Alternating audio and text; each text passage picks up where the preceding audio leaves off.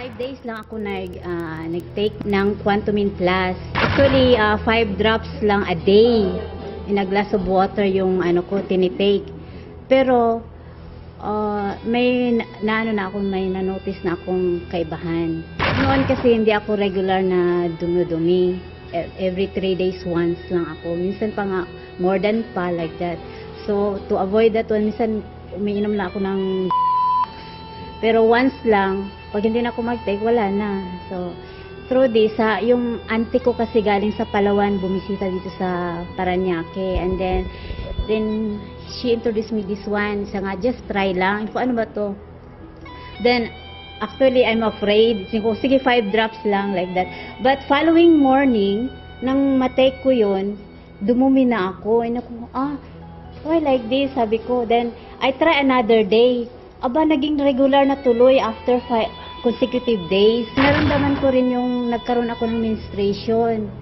Before, ang menstruation ko somewhat blackish yung blood ko. Nang matake ko yung Quantumin Plus, naging red siya, naging purely red. Parang iba iba talaga. When I pee also, yung pag-ihi ko, nung nag-take na ako ng Quantumin Plus, parang nawala yung odor. Naging odorless yung pag-ihi ko.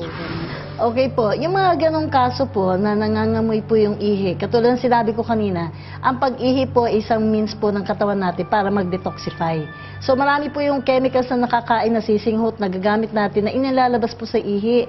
So namamanghin po yan o nag-aamoy chemicals pag mas marami po yung chemicals sa katawan kaysa din po doon sa tubig na iniinom natin. So doon pa rin po, pag maraming chemicals na dumadaan po doon sa pantog, doon po rin tayo nagkakaroon ng mga problema at nagiging mas prone po tayo sa mga infeksyon sa ihi o yung tinatawag natin na UTI.